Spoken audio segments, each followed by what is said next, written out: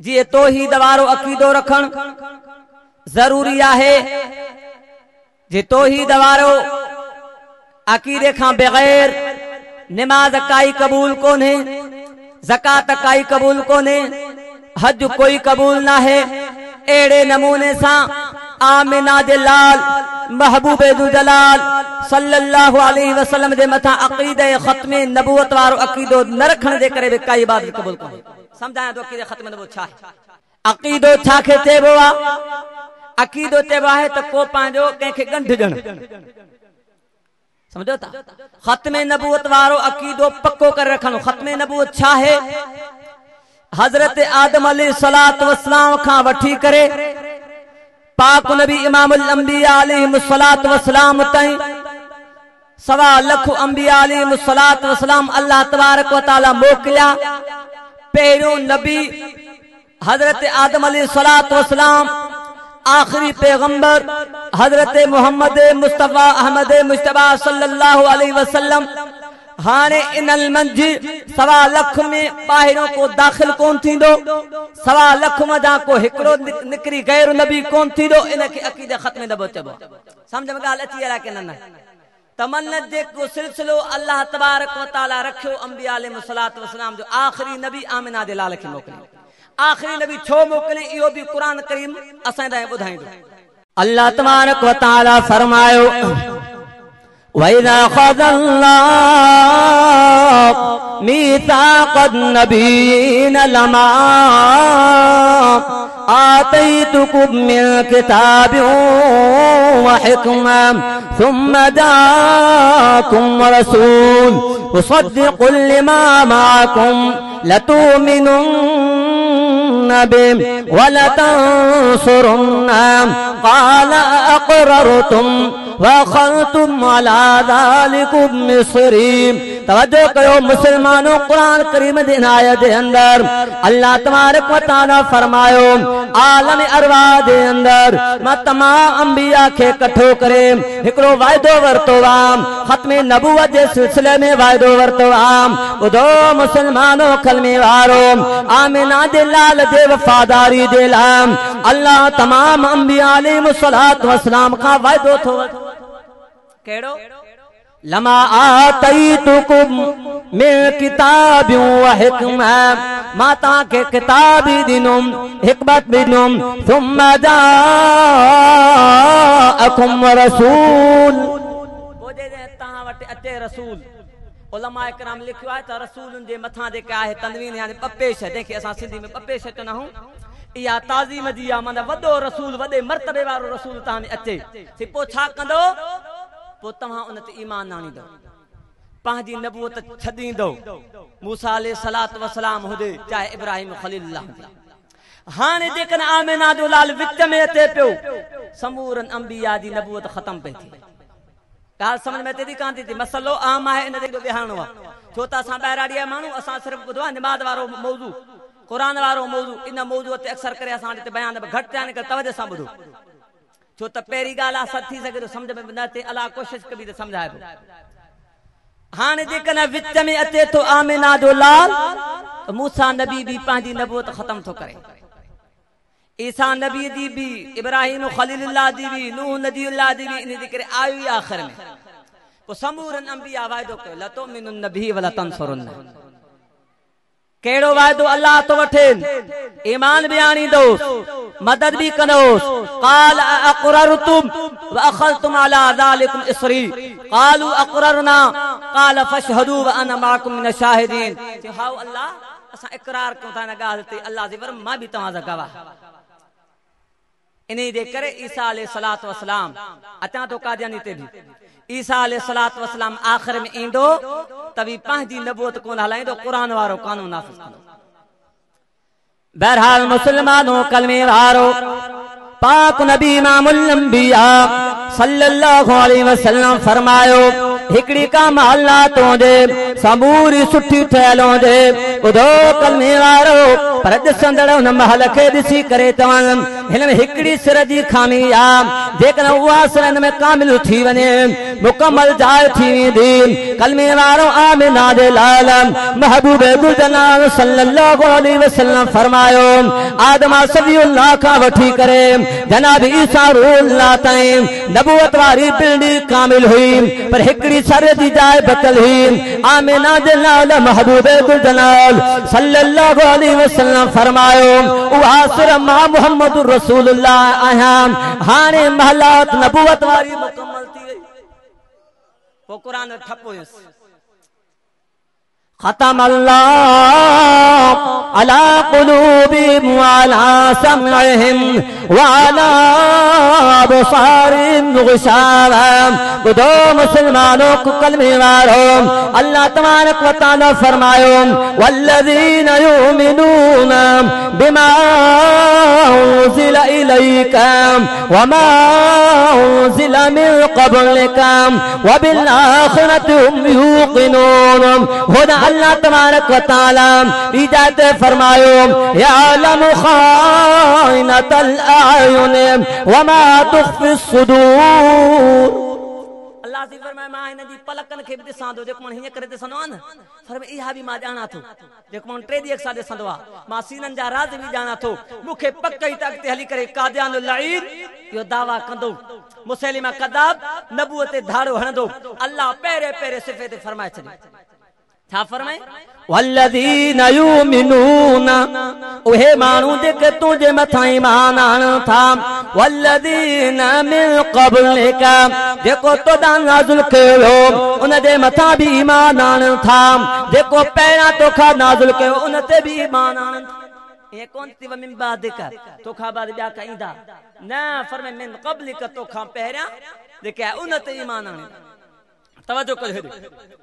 होदा आमिना दे लाल फरमाया लौ कान मिन बादी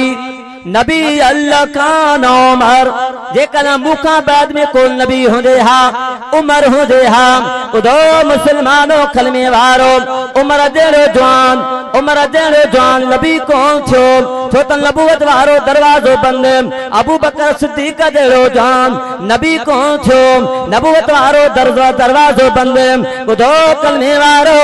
आमिना जे लाल महबूब गुलजनाब सल्लल्लाहु अलैहि वसल्लम फरमायो मुखा बाद में 3 दज्जाल ईंदा कज़ाब हूंदा कूड़ा हूंदा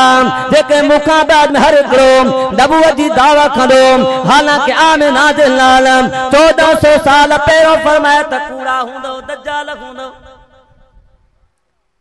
हाणे मसलो समझ में अचियो त आमिना जे लाल खां पहिरियां जेके नबी सगोरा उन जे मथां ईमान आण ॾाढे ॻाल्हायो फर्ज़ आहे ईमान आणबो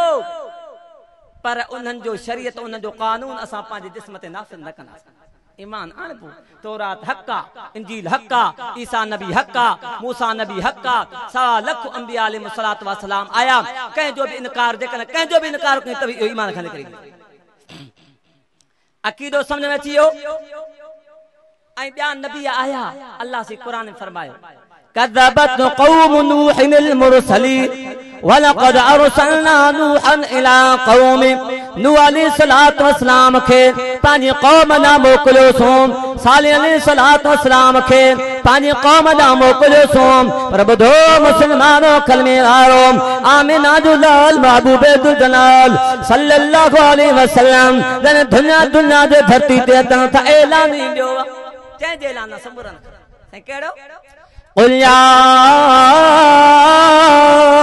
أيها الناس إني رسول الله إليكم جميعا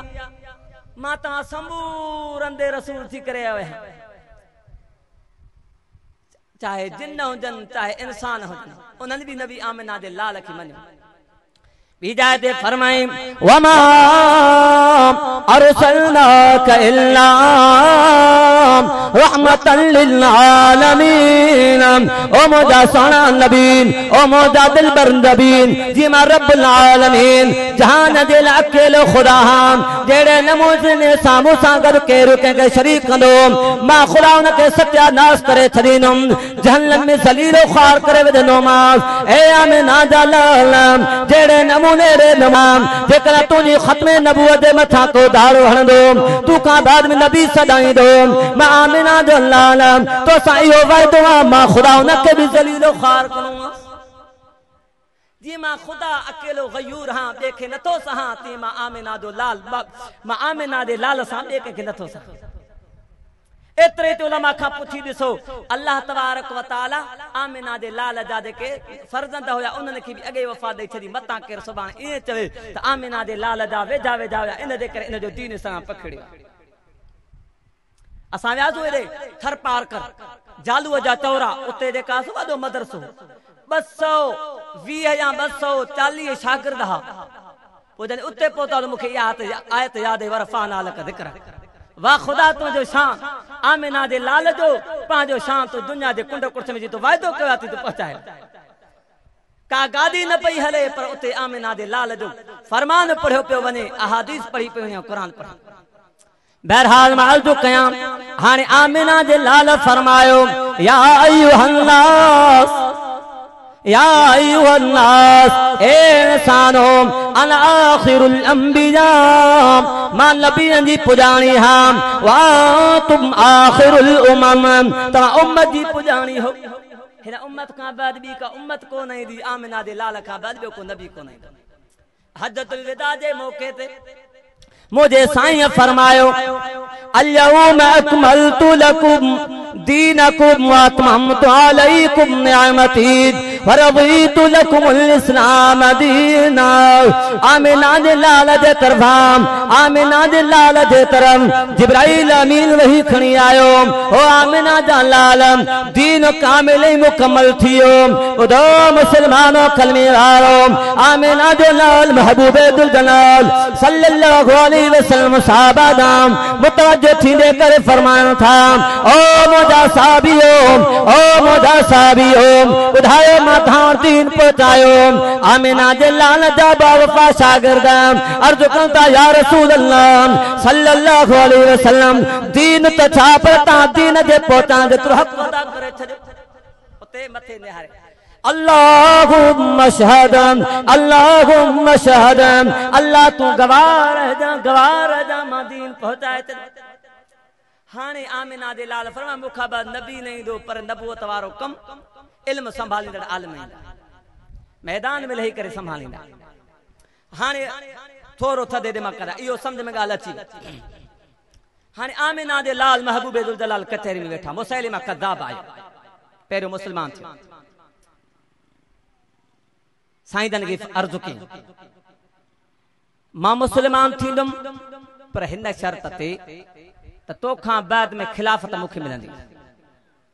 तोखां बाद में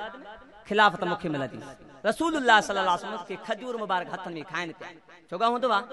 छो त उते रवाज सरख खजनि जो हुयो। साईं ने फरमायो, इन उसूल ते तहत ये कतल जी ॾिसी थो न हिकिड़ी गड़ी बि नदी मिलंदी। ईअं उहो मुसैलिमा कज़्ज़ाब छा कयो, इतां हलियो वियो, उते मुर्तद थी वियो। ऐं अॼुकल्ह छा चवंदा आहिनि, सिद्दीन इस्लाम में जेका सो उहे नरमी आहे, वाकई नरमी आहे, पर थोरो सम्झो त बाबा हिकिड़ो माण्हू कंहिंजे चौकीदार बीठल आहे, ॿियो ख़ुदि मालिक बीठल आहे। मालिक कंहिं कम सां वियो त चौकीदार का शइ ॾींदो हुनखे, ॾाढा ॻाल्हायो भञ दुस जेका बाह बेगा तू केरु थींदा जो तूं खणी, अरे बाबा मालिक थी, मालिक पाण ॾेई मुंहिंजो अखियूं थदियूं, मालिक पाण ॾेई मुंहिंजो अखियूं थदियूं। हाणे आमिना जे लाल जा असां चौकीदार आहियूं, असां चौकीदार आहियूं, चौकीदार कॾहिं माफ़ी न ॾींदो, चौकीदार कॾहिं माफ़ी न ॾींदो, गुस्ताखे रसूल खे सदा मिलंदी। आमिना जे लाल जो फरमान थिए थो, पाक नबी इमामुल अंबिया सल्लल्लाहु अलैहि वसल्लम जो गुस्ताख दो मुसलमानों कलमे वारो मान तो ता कुरान दी फतवा भी आई थवा दो कलमे वारो आमिना दे लाल महबूबे दुल जलाल सल्लल्लाहु अलैहि वसल्लम जो गुस्ताख अब्दुल्लाह बिन खतल काबतुल्लाह दी दीवार में छुपे थो पियो आमिना दे लाल महबूबे दुल जलाल सल्लल्लाहु अलैहि वसल्लम फरमायो जाते बिलहो कत्ल कयो आमिना जो लाल जन्नती बिशारा दींदो साईं काबतुल्लाह जी कत्ल कयो गुस्ताखे रसूल जी सदा इहा ही भले काबतुल्लाह में छो न बे मर्तबे कुराड़ी धूर नबी से शान में गुस्ताखी करे छा तो नान हाने आसिया मलून साईं औरत चाहता साहब गुस्ताखी साहब हिता घोटो दे हली पे साईं दन वट गाल पहुंची थी साईं तांजी गुस्ताखी पी करे इन जगह घुटो दे हलाए थे मां इन दी दुनिया दे तख्ते ते हलण दी का जरूरत दुनिया दे तख्ते ते हलण दी का जरूरत ही काहे पो साईं ने फरमाया ना जुल्म करे छदे बहरहाल मुसैलिमा कद्दाब हलियो वियो आमिना जो लाल महबूब दुल जलाल सल्लल्लाहु अलैहि वसल्लम जो रसूलुल्लाह सल्लल्लाहु अलैहि वसल्लम की आखिरी इल्म में होया होदा अल्लाह जो रसूल सल्लल्लाहु अलैहि वसल्लम भी पांचो बुरको मटायो आई हजरत अबू बकर सिद्दीक रज़ियल्लाहु ताला अन्हु जे दौर में पहरी जंग खत्म नबुवत ते धाड़ो लवो खत्म मुसैलिमा कद्दाब वनी करे ओदे ते कासो यमन में वनी करे दावा की त बाबा मां दे कासो नबी ए खत लिखी आमिना दे लाल एदे नबी तू आ हेदे नबी ना होना कुरान जो ज़ाब्तो आता नबी का बाद इमाम अल अंबिया का बाद को नबी अरे गलायो नहीं दो हेदा जे कासो न दावा कई रसूलुल्लाह सल्लल्लाहु अलैहि वसल्लम उन कासिद आया फरमायो जे कदे कासिद के कत्ल करण जायज हो जे हाथ मां ता कत्ल कराए छया बिल आखिर अल्लाह जो रसूल सल्लल्लाहु अलैहि वसल्लम जहान छदे विया हजरत अबू बकर सिद्दीक रज़ियल्लाहु ताला के खलीफो बनायो वियो पहिरो हजरत अबू बकर सिद्दीक दे कासो गजवा तैयार कर हलो मुसैलिमा कद्दाब के खिलाफ जंग विहणी सहाबी सगोरा आया साईं अबू बकर हेदा आमिना दे लाल जो मसलो होदा तहां जे कल हीर जंग किए कंदो उधो कलमे वारो पाक नबी इमामुल अंबिया सल्लल्लाहु अलैहि वसल्लम जो सहाबी उधो मुसलमानों कलमे वारो फरमे कदे भी मां दे कासो आमिना दे लाल दे मथा कख भी बर्दाश्त न कनो तवज्जो करो मुसलमानों पाक नबी इमामुल अंबिया सल्लल्लाहु अलैहि वसल्लम जे दौर हयात में जेके भी जंगू लगियो उन जो तादाद उलमा लिखया 259 जना शहीद थिया ए कत्ल थिया कुछ काफरन जा कुछ दे कासो मुसलमानन जा या थी सके मुसलमानन 259 जन पर जेका खत्मे नबुवत दे खातिर जंग लगी 700 उलमा 700 कुरान जा कारी शहीद थिया 1200 मुसलमान शहीद थिया उनमें 700 कुरान जा कारी एदो मन वदो अहम मसलो जो अल्लाह तबारक व तआला आमिना दे लाल महबूब दुल जलाल सल्लल्लाहु अलैहि वसल्लम जे खत्मे नबुवत जे मथा कारण के कुर्बान कयो पर कोई भी साहब सगरों के शिकस्त दिनी मुसैलिमा कद्दाब जे कासो मरदूद थी करे जहन्नम करे ए खत्मे नबुवत जो पहिरो हजरत हबीब रज़ियल्लाहु ताला अज साथा ते पैसो मिले हिकड़े पास दा होंदी कादे पैसो ता जन उथंदे इन दी आई चाल हुई उथंदे ता जे का तारीख दा वर्क उथलायो वो चंदा अटो अध मिलकत ता के राजा अध मिलकत ता के हिकड़ो हजरत अब्दुल्लाह साहबिया बि हजरत हबीब उनके ई सागे लम सा पेशकश कई वई पर हजरत हबीब फरमायो ओ जालिमो आमिना दे लाल महबूब दुल जलाल सल्लल्लाहु अलैहि वसल्लम जे मथा कदी भी आंगुर मा बर्दाश्त न कनो मुसैलिमा कद्दाब अस्वद नसीब हजरत हबीब अंसारी रज़ियल्लाहु ताला नो सुखाम या पुछंदो वने पियो आमिना जो लाल महबूब दुल जलाल के राम पर मैं आखिरी नबी आम कि मां के रहान कि मां कन्नन खां बोलो हां तुजी दावा बुधना तैयार नायाम उधो कलमे वारो तो ये साके सबक आमिना दे लाल दे मथा हिक उजवो करे कटाए थियो पर आमिना दे लाल दे मथा खत्मे नबुवत दे मथा सौदेबाजी न कजो ये तमदो वने हिकड़ो कड़ो जो कटी ना पिया बुधायो हुआ गोली है इतरो असर कोन थी जेतिरो हिकिड़े हिकिड़े उज़वे में जेरे खे कटियो वञे असर थींदो के न जेरे खे कटियो वञे पियो बूटियूं बूटियूं साबिदियूं थियूं पर हर वक़्तु ज़बान ते याद ख़त्मे नबूवत ज़िंदाबाद आमिना जो लाल आख़िरी नबी आम उन खां बाद को भी नबी न है छो त आमिना जे लाल महबूब दुल जलाल सल्लल्लाहु अलैहि वसल्लम फरमायो मुखां बाद में 3 ईंदा पर कूड़ा हूंदा दज्जाल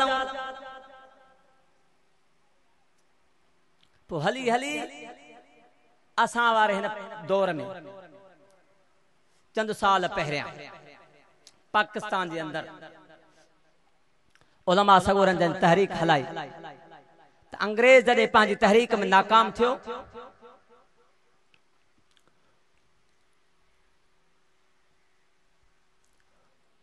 आख़िर में हुन हिकिड़ो पंहिंजो तयारु कयो त जेको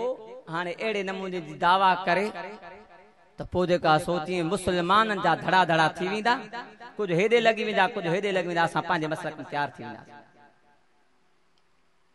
पोइ उन्हनि जेका सो इन ग़ुलाम अहमद कादियानी खे तयारु कयो जंहिंजा अक़ीदा मां उन्हनि ॿुधाया वरी ॿुधायांव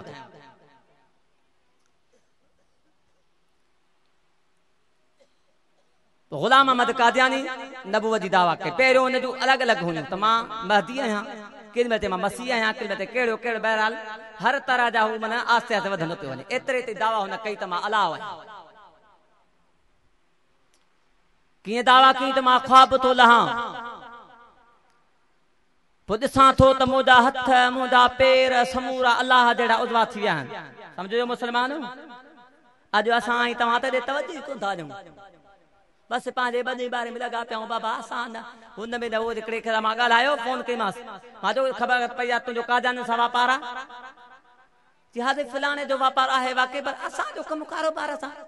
असां बि हुन कचहरी त कोन था कयूं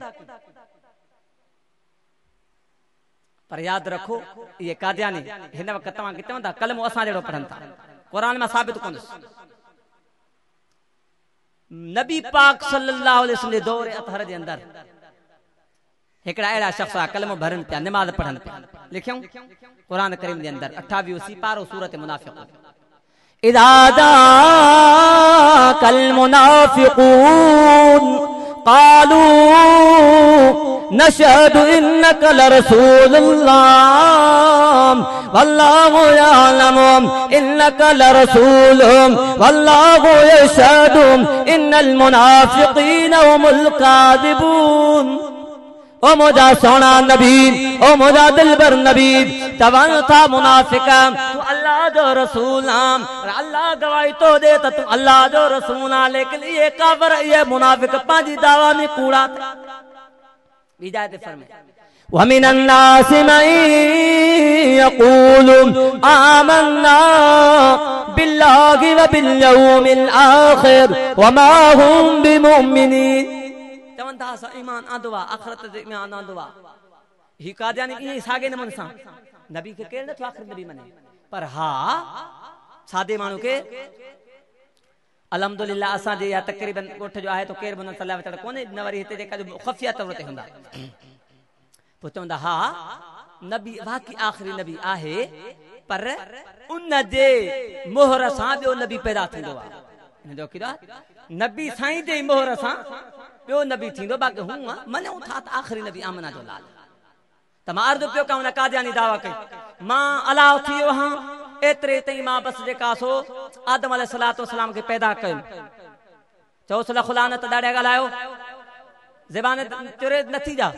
कादियानी जे मथां लारण ईमानी फरीदो आहे मां ईमानी फरीदो सम्झा थो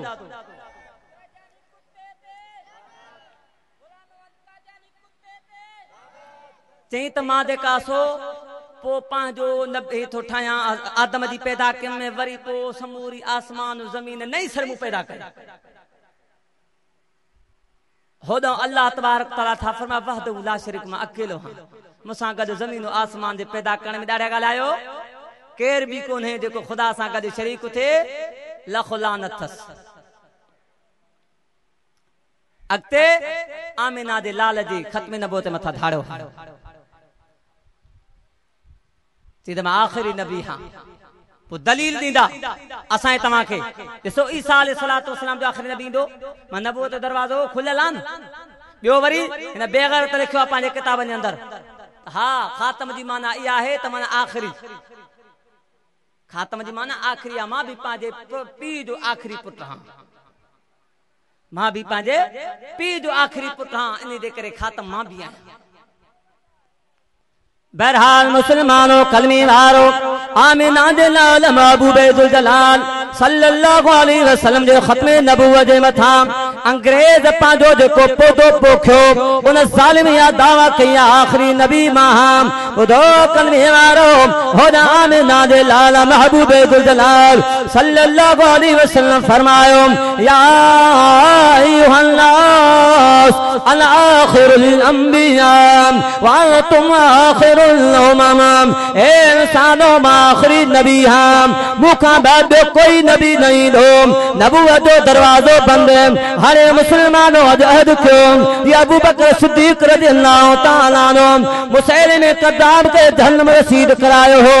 असवलांसी के जहन्नम रसीद करायो हो अज इंशाअल्लाहुल अज़ीम असा भी मैदान ते निकरी करे कादियान जे सातारन के नेस्तो नाबूद कलासु उनन के भी नस्तो नाबूद कलासु पो तहरीक उलमा इकराम हलाई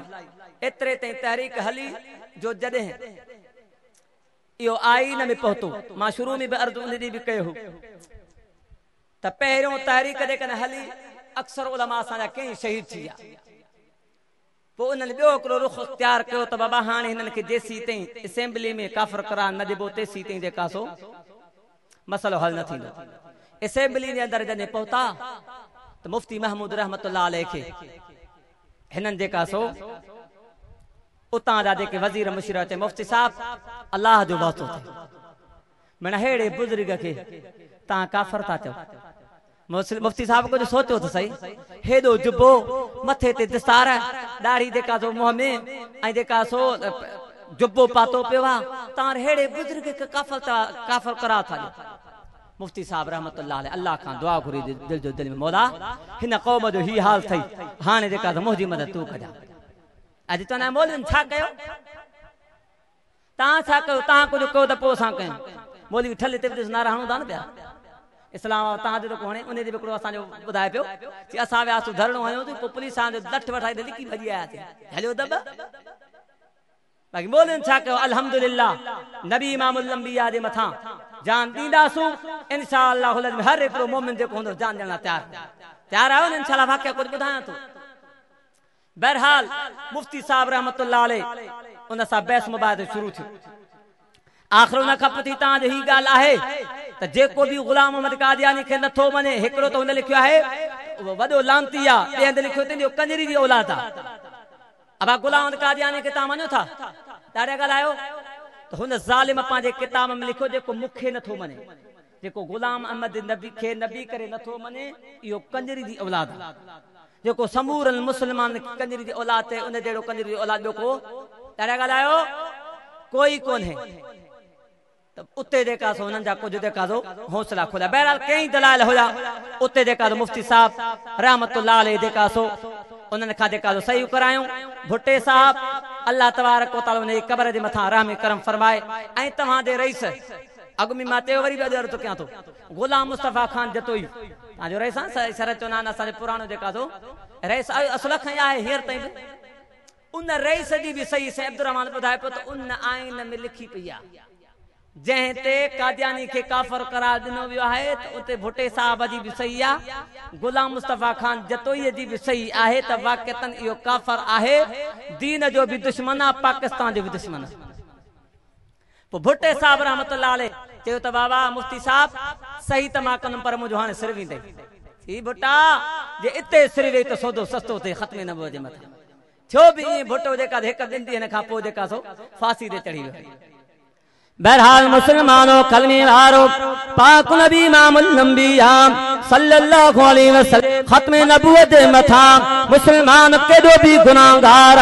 पर आमिना दे लाल दे मथा हिकु बार भी न सांदो हिकड़ो बुजुर्ग पाकिस्तान जो बस आखिरी बटे वाकया बुधाए दिल करूं था मौलाना अब्दुल्ला दरखास्ती रहमतुल्लाह अलैह त इन कम जी ॾिसो केॾी बरकत आहे ख़त्म नबूवत जे कम जी। मौलाना अब्दुल्ला दरखास्ती रहमतुल्लाह अलैह पाकिस्तान छॾे करे मदीने शरीफ पहुतो हा, जिंदगी में तायो कहीं हाने अल्लाह दा रसूल पूरी जिंदगी मदीने में गुजारनी आ, तुझे रोजे जे सामने गुजारनी आ। ॿुधो मुसलमानों, आमिना जो लाल महबूबे दुल जलाल सल्लल्लाहु अलैहि वसल्लम उन बुजुर्ग के ख्वाब में चन था, पुत्र अब्दुल्ला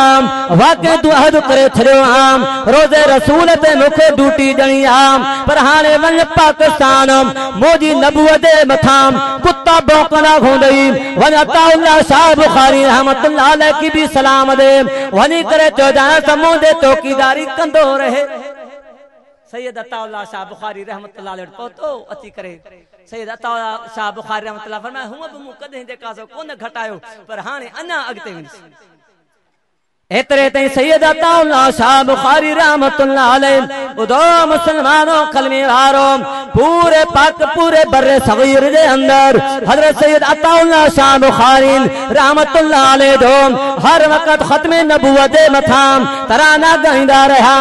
ओ मुसलमानों, कलमे वारो अज असां तू चवंदा हो खत्म नबूवत जो मसलो आम, पर हेॾा मुंहिंजे फुटन जो मसलो आम, हासे खत्म नबूवत जो मसलो आम, हेॾा मुंहिंजी ज़मीन जो मसलो आम। आम मौली साहब तू त चई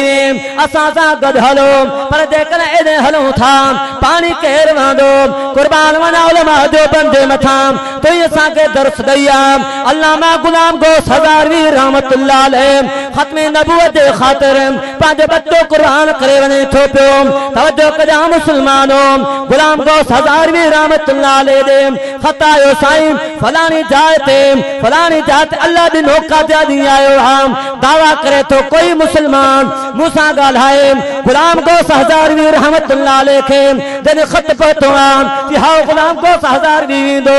ॿुधो कलमे वारो, आमिना जे लाल महबूबे दुल जलाल सल्लल्लाहु अलैहि वसल्लम जो सच्चो सिपाही जॾहिं घरां निकितो आम, घरवारी ते थी ओ गुलाम गोस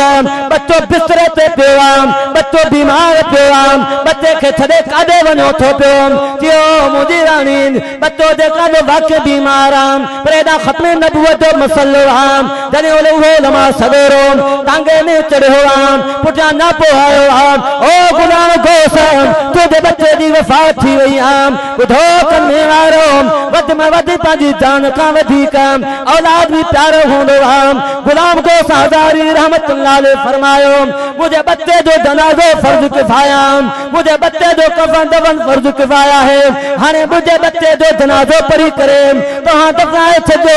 हेॾा मुझे आमिना जे लाल महबूबे दुल जलाल जे इज़त जो मसलो आम। गुलाम गोस हज़ारवी रहमतुल्लाह अलैह पंहिंजे बच्चे जो जनाज़ो छॾे करे ॿुधायो पंहिंजे दिल ते हथ हणो, केरु आहे जेको पंहिंजे जनाज़ो पंहिंजे बच्चे जो जनाज़ो बिस्तरे ते छॾे करे आमिना जे लाल जे मथां वफ़ादारी करे। पर मुसलमानों, कलमे वारो उलमा जो बंदा गुल तो असांखे ॾस ॾई आम, मूंखे आमिना जे लाल पाक नबी इमामुल अंबिया सल्लल्लाहु अलैहि वसल्लम सां बच्चे खां वधीक मोहब्बत आम। उते वञी करे उन कादियानी खे शिकस्त ॾिनी आहे, उते वञी उन कादियानी खे शिकस्त ॾिनी। ऐं एतिरो ख़त्म नबूवत जो मसलो अहम आहे। हिकिड़े बुज़ुर्ग मौलाना ताक़ महमूद रहमतुल्लाह अलैह ख्वाब लधो मुस्लिम कॉलोनी चुनाव नगर, उते ख़त्म नबूवत जो मरकज़ बुजुर्ग ख्वाब में ॾिसे थो आमिना जो लाल महबूबे दुल जलाल सल्लल्लाहु अलैहि वसल्लम ऐं उन जा साहबी सगोरा पैदल वञनि था पिया। ओ आमिना जा लाल पंहिंजी जमात सां वफ़ादार जमात सां काॾे वञी रहिया हो। ॿुधो कलमे वारो, ख़त्म नबूवत जो शान ॿुधो, ख़त्म नबूवत जे जलसे जो शान ॿुधो। आमिना जे लाल महबूबे दुल जलाल सल्लल्लाहु अलैहि वसल्लम फरमायो तारिक महमूद मुस्लिम कॉलोनी चुनाव नगर ते मुझे दीवानल मुझे ख़त्म नबूवत जे मथां मुझे इज्जत जे ख़ातिर प्रोग्राम रखियो आहे। मां मोहम्मद रसूलुल्लाह शिरकत करण थो वञा, एॾो वॾो शान। अॻिते अचो मुसलमानों, कलमे वारो ख़त्म नबूवत जे ख़ातिर असांजे उलमा काबिर कुर्बान ॾिनो। मौलाना खलील अहमद रहमतुल्लाह अलैह जेल में जने पहुतो उते जेल हथ करी लॻो हथ करण के खणी कर चुमे पियो जेल परेशान पुलिस वाला परेशान सिपाही परेशान मौलाना तव्हांजे कार हथ करण के छाला चुमो था माण्हू त परेशान थी रहा जो सिपाही अल्लाह तबारक व तआला दे आमिना दे लाल महबूब दुल जलाल सल्लल्लाहु अलैहि वसल्लम दे खत्म नबुवत दे खातिर मुखे हथ करियो लगियो अल्लाह दी मेहरबानी थी जो बे के अखलाकी जुर्म दे करे मुखे हथ करी न लगिया जे मुखे हथ करी लगिया आमिना दे लाल दे इज्जत खातिर लगिया नी दे करे था अरे मुला व्या दान बदबा असां जे अकाबर सबक दई विया हन त हथ करण के चुम जो मिलन वत इंशाअल्लाह तो चुमंदासी जरूरत ही ना है आमिना दे लाल महबूब दुल जलाल दे खत्म नबूवत दे परवान के के रोकन अगते अचो बुधो मुसलमानो कलमे वारो हजरत मौलाना सैयद अताउल्लाह शाह बुखारी रहमतुल्लाह अलैह जदे वफात थे थी उन का पहरिया के बुजुर्ग के ख्वाब में आया रसूलुल्लाह सल्लल्लाहु अलैहि वसल्लम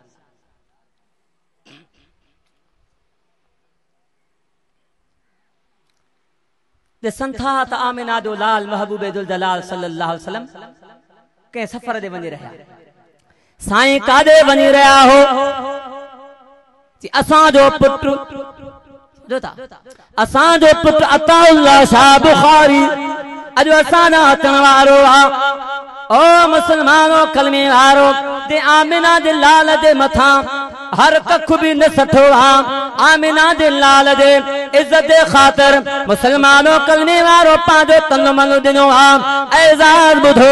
आमिना दे लाल महबूब दुल जलाल सल्लल्लाहु अलैहि वसल्लम का बुजुर्ग फर अर्ज दो करे ओ मोजा सोना नबी ओ मोजा दिलबर नबी कादे वन रहा हो सीमा वना तो पांजे पुत्र ताला शाखे वठन अज असा दे सबर दे तरह रवा दवा है बुधो मुसलमानो कलमे वारो उन बुजुर्ग दे के मुल्क जो हो कि पाकिस्तान दे अंदर तवादे पाकिस्तान दे अंदर कोई अताउल्लाह शाह बुखारी आए था जी हां असा दे आए पर उन वफात करे टाइम पूछा के केज में वफात कई जी फलाने टाइम ते वफात करे वजह पूछे वे था दे करे कि इन ही टाइम ते मैं आमिना दे लाल के ख्वाब में दिठो हो मुझे साईं फरमा अताउल्लाह शाह बुखारी के वठंदा खत्म नबूवत दे खत कम करण दे करे आमिना जो लाल पान दे कासो इस्तकबाल लावन होदा उलमा का बुछाऊं बुधो हुंदो हद उस्मान साईं भी ख्वाब दिठो त उस्मान हाने तू बुधाई जी उन्हन चौकीदारी कई ते पाक नबी इमाम अल अंबिया दे हन बावफा खत्म नबूवत दे परवान भी अन्या अगते जो किसो अन्या हले तो सैयद अताउल्लाह शाह बुखारी रहमतुल्लाह अलैह जदे कब्र में पियो मौलाना मोहम्मद अली जालंधरी रहमतुल्लाह अलैह अल्लाह तबारक व तआला मुझे काबिर दे मथा किरोड़ा रहमतु फरमाए जने ख्वाब दे अंदर दिसे थो सैयद अताउल्लाह शाह बुखारी के ओ बुखारी साहब उठायो तासा केड़ो हाल थो जो मौलाना जालंधरी अल्लाह तबारक व तआला मुखे खत्म नबूवत दे कम करण दे करे अल्लाह तबारक व तआला मुखे माफ करे वरी अगते बुधो मौलाना मोहम्मद अली जालंधरी वरी ख्वाब लदो या बे के बुजुर्ग गलत फरमाए तो मैं ख्वाब दे सातो पियो त हजरत मथा के दस्तार लथी दस्तार सा के था में लथी पर आसमान खा लथी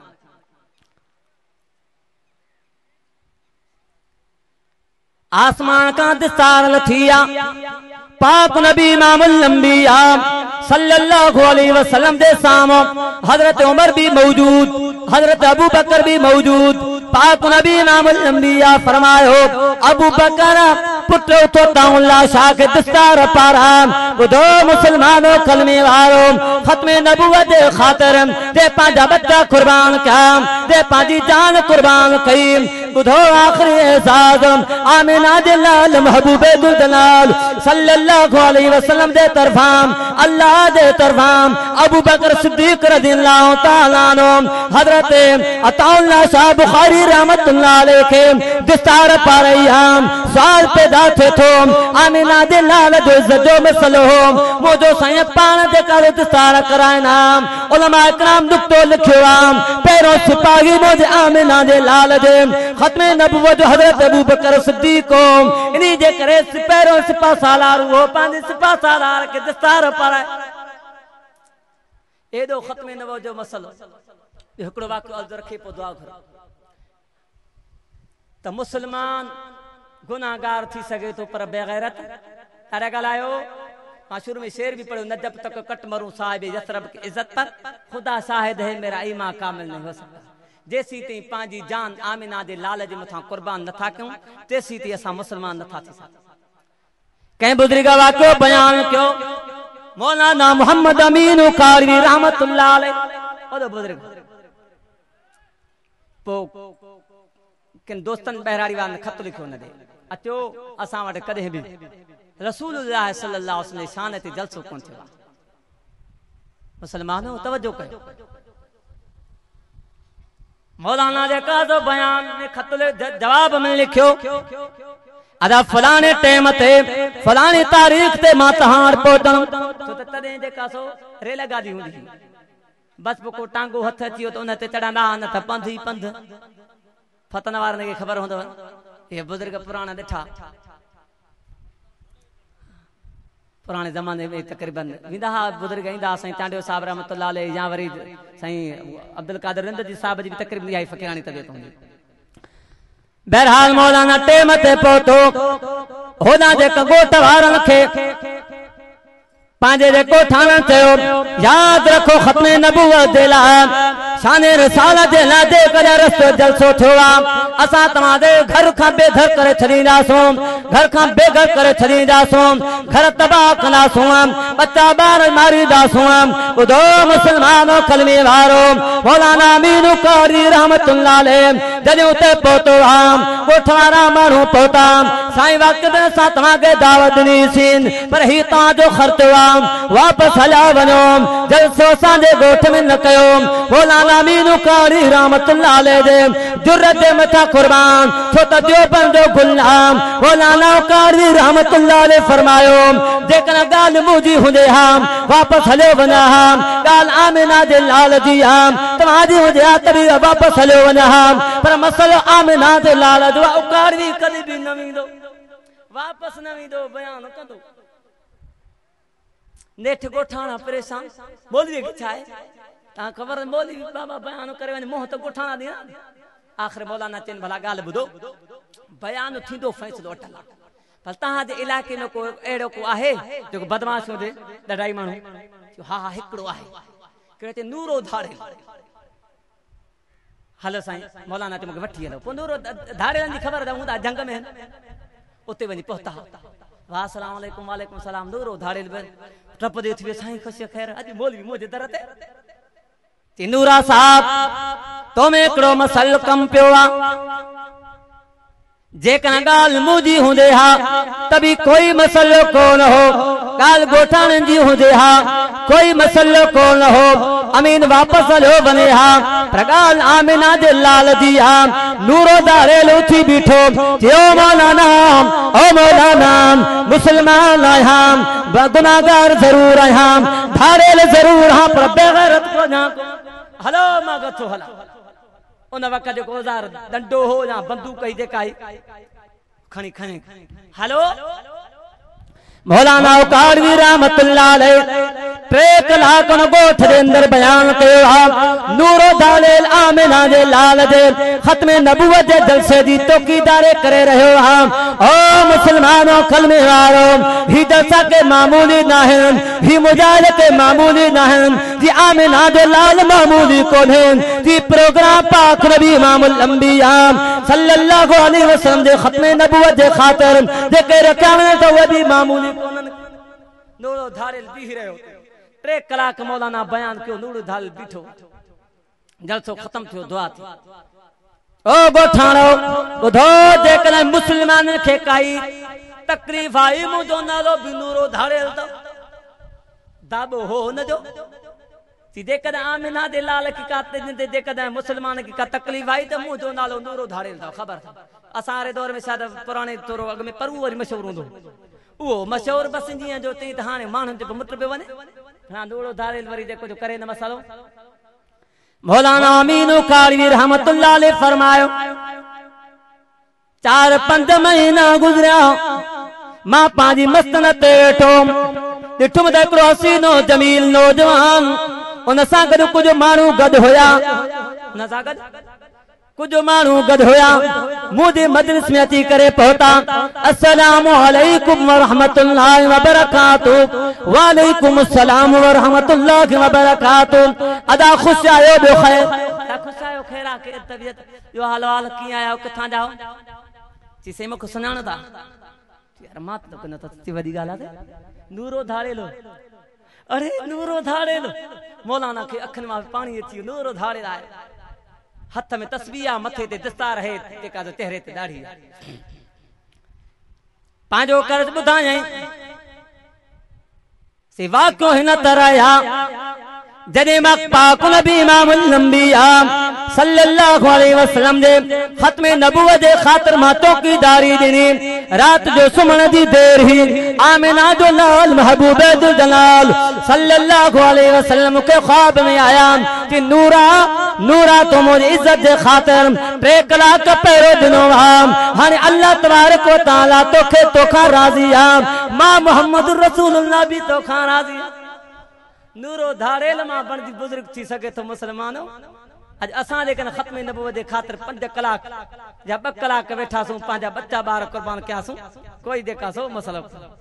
अन्या मां हिकिड़ो वाक़ियो ॿुधायां मुझो काबिर अल्लामा मोहम्मद अनवर शाह कश्मीरी रहमतुल्लाह अलैह फरमायो खत्म नबुवत दे खातिर जेकॾहिं कंहिं बि हिकिड़ो कलाक कम कयो त क़यामत जे ॾियारे सिफारिश नसीब थींदसि अदा पोइ मौलाना जेको ऐलान कयो खत्म नबुवत हलण दे ला ये पंहिंजे मफ़ाद दे ला ॾाढा ॻाल्हायो मौलाना खे वज़ारत हुजनि था माण्हू तबसरा कंदा आहिनि मौलवियुनि ते मौलनि छा कयो आहे मुसलमानो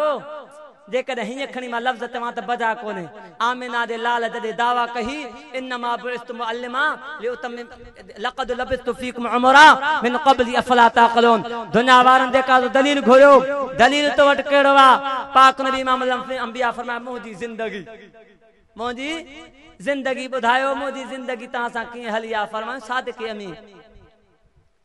पर हेदे जेके नजर कंदो 1400 साल पहिरियां जी आमिना जो लाल फरमाया तो मुझा आलिम वारिस हन अंबिया जा आलिम वारिस हन मुझे कायदे मोहतरम जे मथा फखुर है पूरी जिंदगी ता इलेक्शन में रहो पूरी जिंदगी इस्लामाबाद में रहो पर अज ताईं रुपए जी जे करप्शन साबित नथी चुकी मौलाना मोहम्मद जरवली शेख कराची वडो आलिम उन कदीमा कल तकरीर बुधी फरमाइन पिया उम्मत मुस्लिम जो जेको लीडर हुआ शायद क़यामत ते एड़ो कामयाब लीडर मुश्किल न त असां तव्हां काउंसलर खां पुछो सजा नलका खपाए पंहिंजे पेट में काउंसलर खसीस एमपी जे सीट ते मौलाना वेड़े थो कई साल एमएनए जे सीट ते असेंबली में रहियो पर उन जे बावजूद रुपए जी करप्शन रही इन खे चइबो आहे जी अंबिया अलैहिमुस्सलातु वस्सलाम जी जिंदगी साफ़ ही तीअं आमिना दे लाल महबूब दुल जलाल ईअं त वरसो कोन ॾिनो न कंहिं में अहलियत हूंदी इन जे करे त वरसो ॾिनो अहलियत या हुई त अंबिया जा वारिस सही नमूने सां हलामण वारा जेका आलिम सगुर आहिनि मुसलमानो मौलाना खे पेशकश थी आहे त तोखे वज़ारतूं ॾियूं था तोखे असां हीअं था कयूं पर जेका सो छॾ मौलाना जो फ़ैसिलो अटल आहे मुंहुं दिल मसइलो हुजे साॻियो ई बयान अमीनो कारियार यादि आहे न साॻियो ई अमीनो कारवी जी फरमायो रहमतुल्लाह अलैह मुंहिंजो मसइलो हुजे त पोइ हटी वञो तव्हांजो मसइलो हुजे त पोइ हटी वञा अवाम जो मौलाना पे सागे नमूने सां मां हीअं ताबीर कयां जेकॾहिं मुंहिंजो मसइलो हुजे फज़लुर रहमान पोइ हटी सघे थो अवाम जो मसइलो हुजे पोइ हटी सघे थो पर ॻाल्हि मदीने वारे साईं जी पोइ कॾहिं कोन हटंदो नूरे टाकू वांगुरु तव्हां साथ ॾींदव इंशाअल्लाह पंहिंजा बच्चा ॿार कुर्बान करे इंशाअल्लाह जो इस्लामाबाद पहुचंदासूं जिंदगी री मुलाकात बाक़ी वाखिर दावाना अनिल हम्दुलिल्लाह रब्बिल आलमीन।